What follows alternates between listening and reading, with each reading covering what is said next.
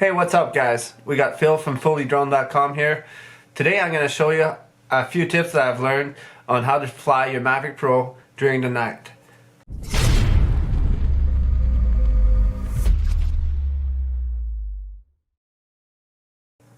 So I'm working away from town actually right now, and I'm in this little town called Olds, Alberta, and I'm in a motel right now. As you can tell with the background here, it looks really cool, alright?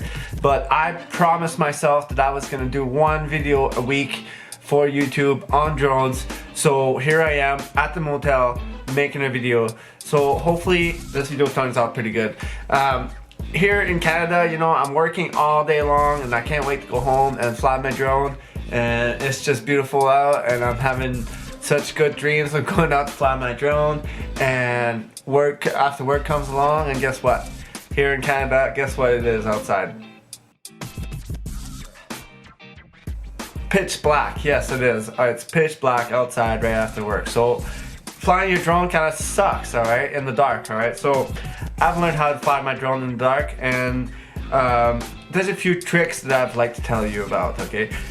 Okay, so the first thing that I want to tell you about with the Mavic Pro on your remote is that you should really change the settings for the sharpness. Make sure you have the sharpness settings not at 0 or at -1. Make sure it's at +1, and that's something that I didn't do right off the bat with my Mavic Pro. I had it at 0, and actually that gives you a very soft image with like a unfocused like pictures and stuff. So first of all, you want to make sure that you change that in your settings. That is the first thing that I'd like to say about taking video or pictures at nighttime.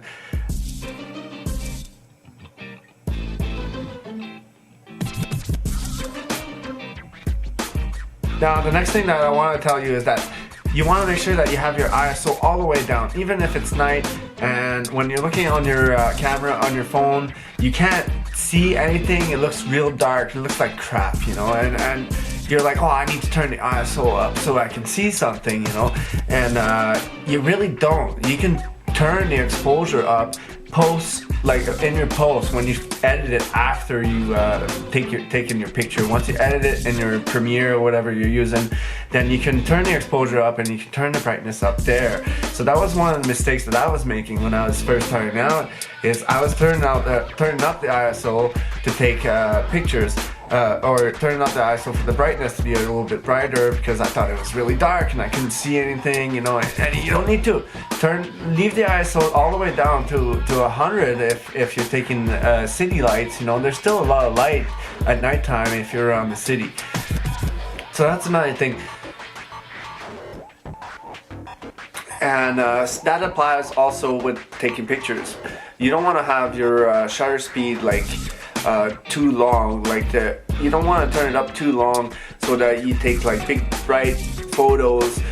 They look cool, but the problem is that usually your drone, there's a little bit of wind, or it's moving a little bit, and when you take long exposure pictures, they're a little bit blurry. So what I suggest to do is to turn the exposure up in post. So just take a regular picture with not too long exposure, enough to get a good light, you know, but not enough that it's going to be blurry or anything like that. And then in post you'll be able to turn off the brightness, and then that's where you'll be able to make it better.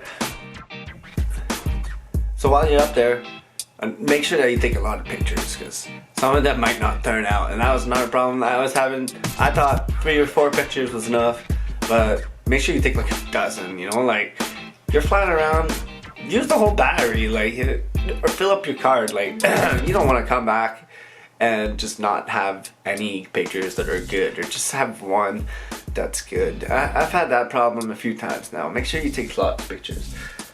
And go on a non-windy day. You don't want to go on a day that's all windy, and it doesn't take much wind, but if it's at nighttime and you're trying to get long exposure, just a little bit of wind will make your drone move, and your pictures get blurry, and it's just no good. And then of course you should always do the day to night pictures.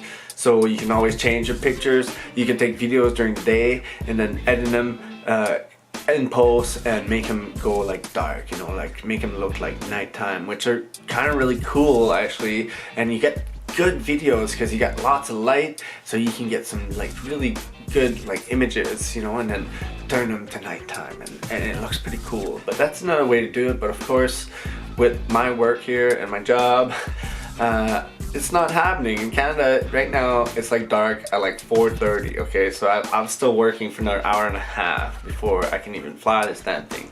So I gotta learn to take nighttime videos. So I hope this was kind of useful. These tips helped you. These are things that I didn't know at first, and I wish that I could have seen a video like this and learned these things right off the bat. Anyways, thanks for coming by, guys, and I'll be making a video every week now. It's a promise, and it's a done deal. And I will see you guys next week. If you like it, please subscribe. Thanks a lot, guys.